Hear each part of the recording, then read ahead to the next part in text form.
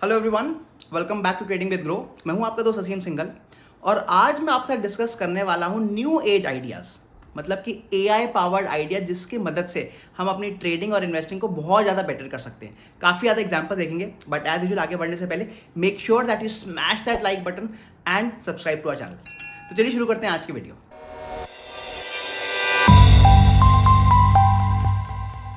जैसे हम एआई का नाम लेते हैं, जो सबसे पहला नाम हमारे को दिमाग में आता है वो आता है चैट जीपीटी का।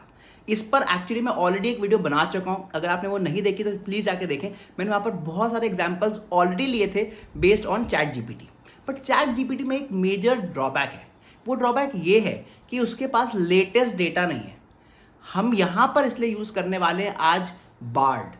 जी हाँ, गूगल का जो बार्ड आया है, मैं उसको यूज़ करके आपको दिखाऊंगा कि कैसे मैं अलग अलग आइडियाज़ से किसी भी स्टॉक का एक आइडिया ढूंढ सकता हूँ कि क्या वो ऊपर जा सकता है, नीचे जा सकता है, और उसके बेस पर हम ट्रेडिंग कर सकते हैं।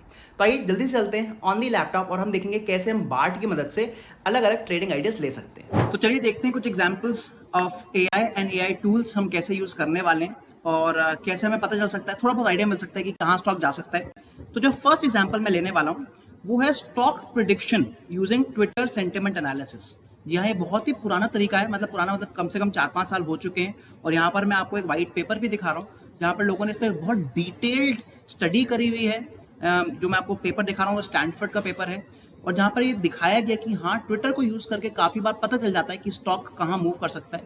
बट अब हम एज अ नॉर्मल ट्रेडर हम कैसे इसको यूज़ करेंगे, वहाँ पर मैं बार्ड यूज़ करने वाला हूँ। तो मैंने आपको bard.google.com पे गया मैं। जैसे मैंने आपको बताया कि ये मुझे क्यों थोड़ा बेटर लगता है compare to ChatGPT, because Bard में लेटेस्ट डेटा है, वेर एज चैट जीपीटी में लेटेस्ट डेटा नहीं है।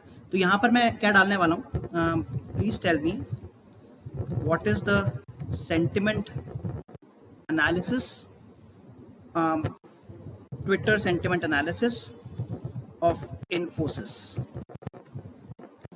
इज इट पॉजिटिव और नेगेटिव। तो इस तरह से हम कुछ डाल सकते हैं एंड लेट अस सी कि ये हमें क्या बता रहा है।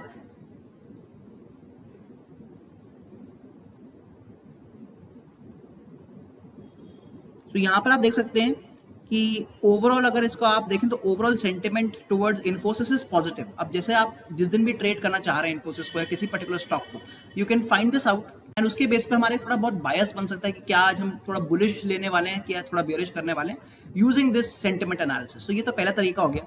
सेकंड तरीका है अर्निंग्स का, कि अगर हमें कोई किसी स्टॉक की अर्निंग्स आने वाली है तो हम उस पर कैसे ट्रेड लें, हमें कैसे पता चलेगा कि वो अर्निंग्स थोड़ी पॉजिटिव है कि नेगेटिव है। अगेन, जो अर्निंग्स है, अर्निंग्स रिपोर्ट जो होती है, जो क्वार्टरली अर्निंग्स होती है कंपनी की, जो हर तीन महीने के बाद आती है, उसमें बहुत अच्छी अच्छी स्ट्रैटेजी बनती है। और अगेन मैं आपको दिखा रहा हूँ कि इस पर काफ़ी ज़्यादा रिसर्च कर चुके हैं लोग कि अर्निंग्स रिपोर्ट पर हम अच्छी स्ट्रैटेजी बना सकते हैं। बट हम यहाँ पर मेन क्वेश्चन आता है कि हमें कैसे पता चलेगा कि किसी स्टॉक की अच्छी अर्निंग्स आने वाली है कि नहीं। तो again we'll use Bard here. तो पूछ लेते हैं what is the latest analysis of the earnings of the quarterly earnings for let's say IRCTC। तो इस समय तो अगेन थोड़ा बहुत आइडिया मिल जाएगा कि क्या ये पॉजिटिव अर्निंग्स है कि ये नेगेटिव अर्निंग्स है, और उसके बेस पर अगेन हम थोड़ी अपनी स्ट्रैटेजी बना सकते हैं। इफ यू सी हियर कि यहाँ पे क्लियरली बता रहा है कि जो अभी अभी क्वार्टर खत्म हुआ है मार्च वाला, उसमें जो कंपनी की रेवेन्यू है वो 40% से ऊपर चली गई है एंड प्रॉफिट भी 30% से ऊपर गया है। मतलब अगेन बहुत बुलिश सेंटिमेंट दिखा रहा है हमें। हमें कुछ भी पढ़ने की जरूरत नहीं पड़ी, हमें कंपनी की जो भी डिटेल्स है पढ़ने की जरूरत नहीं पड़ेगी। डायरेक्टली हम यहाँ पे पूछ सकते हैं, we can get a very good idea, और उसके बेस पर हम अपनी कोई स्ट्रैटेजी बना सकते हैं। So this is the second method. थोड़ा बड़ा कर देता हूँ। Let's check the third one now. And third जो मैं आपको आइडिया देने वाला हूँ वो है कि क्या किसी कंपनी, अगर कोई कंपनी किसी और कंपनी में अगर वो इन्वेस्टेड होती है, काफी बार आपने देखा होगा कि एक कंपनी जो लिस्टेड कंपनी है वो बाकी कंपनीज में भी उसकी शेयर होल्डिंग होती है, और अगर दूसरी कंपनी जिसमें उसकी शेयर होल्डिंग है, अगर वहां पर कुछ नेगेटिव न्यूज आती है तो पहली कंपनी को भी कुछ इम्पैक्ट पड़ सकता है। बट हमारे को कैसे पता चलेगा कि किस कंपनी ने किसी और कंपनी में इन्वेस्टमेंट करी हुई है। अगेन इस पर भी काफी ज्यादा रिपोर्ट्स हैं या काफी डिटेल्स आपको दी गई हैं कि दूसरी कंपनी और पहली कंपनी में क्या कनेक्शन होता है, उसका हमारे को इम्पैक्ट पड़ता है स्टॉक मार्केट में। तो पहला पर हमारा काम है कि हमें पता तो चले कि किस स्टॉक की किसी दूसरी कंपनी में इन्वेस्टमेंट है कि नहीं, और अगेन हम वो बार्ड से यूज करेंगे। So please tell me if any Indian listed company has shareholding of other listed companies। एक बार हमें आइडिया मिल जाएगा तो हमें कम से कम पता है कि ये जो लिस्टेड कंपनी, इसका स्टॉक प्राइस दूसरे कंपनी के उस पर भी डिपेंड करता है कि वो अच्छा काम कर रहा है कि नहीं, एंड हम कुछ ना कुछ आइडिया ले सकते हैं। तो यहाँ पर इसने क्लियरली बता दिया कि जैसे for example Tata Sons holding company और उसकी कितनी अंदर कितनी क्या क्या कंपनी है, रिलायंस का इसने एग्जांपल दे दिया, इसने HUL का एग्जांपल दे दिया, इसने इन्फोसिस का एग्जांपल दे दिया, राइट। और आप किसी पर्टिकुलर कंपनी के बारे में पूछना चाहते हैं तो आप वो भी पूछ सकते हैं कि क्या ये कंपनी किसी और लिस्टेड कंपनी में इसकी शेयर होल्डिंग है। Let's try to do that.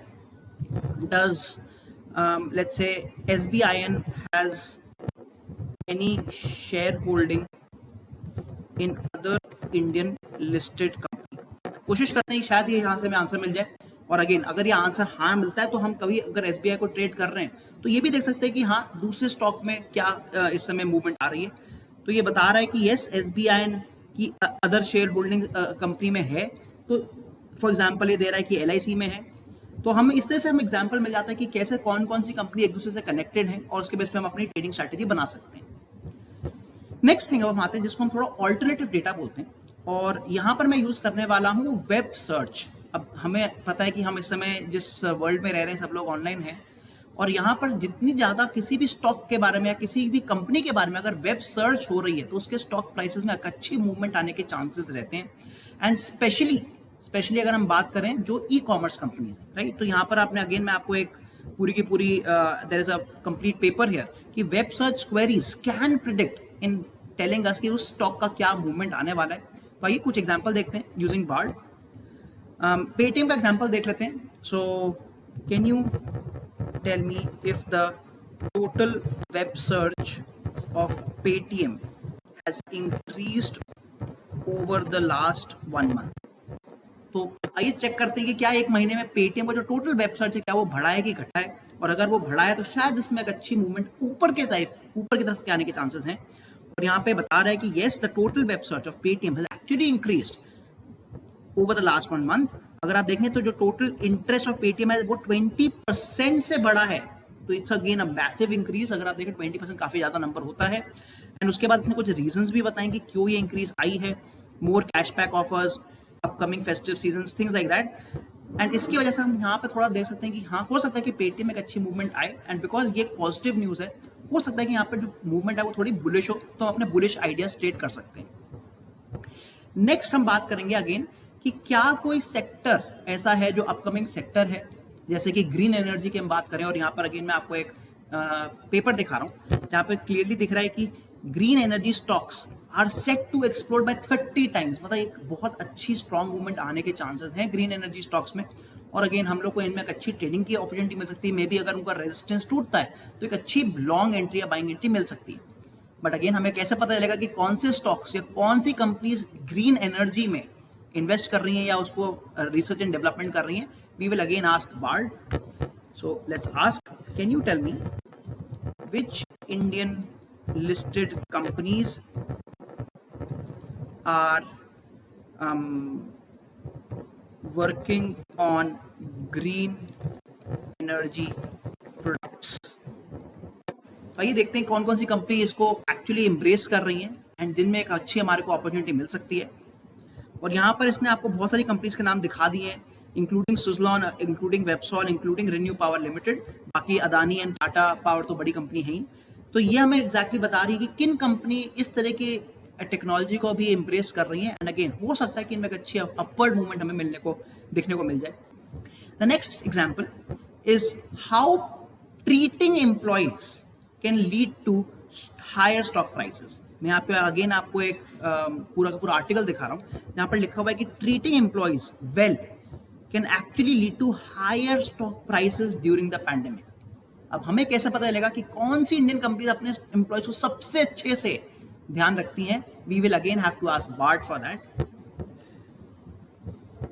Please tell me which Indian companies treat the employees the best, which Indian companies are best to work at। आइए देखते हैं कौन सी कंपनीज के नाम आ रहे हैं। अगेन जिनके नाम यहाँ आएंगे उनके चांसेस हैं कि हमें एक अच्छी बाइंग अपॉर्चुनिटी मिले इन सारे स्टॉक्स में। So first example is Tata consultancy services TCS, Infosys, Wipro, Accenture, tech Mahindra.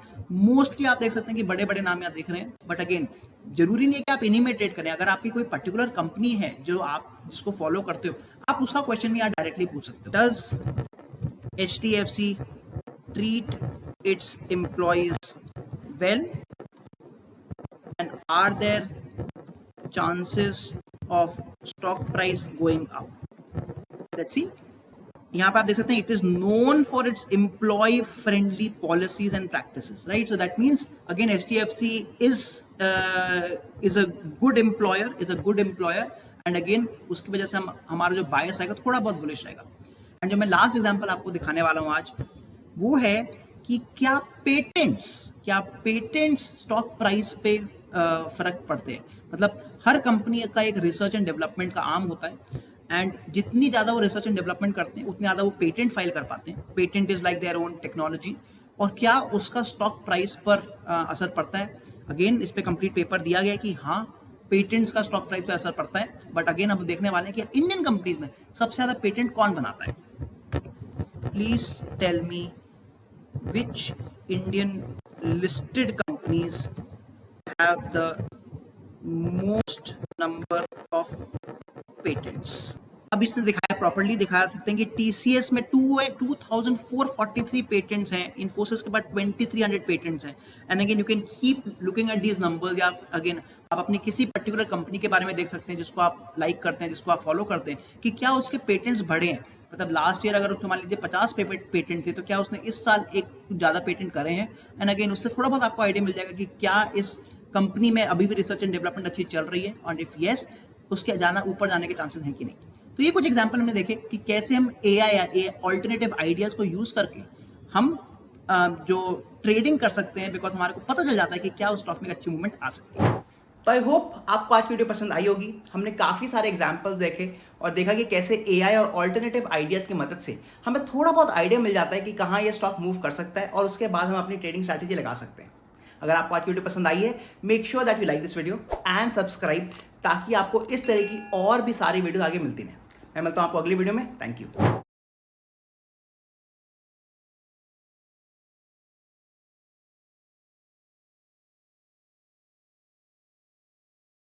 Investment in securities market are subject to market risks. Read all the related documents carefully before investing. Please read the risk disclosure documents carefully before investing in equity shares, derivatives, mutual fund, and or other instruments traded on the stock exchanges.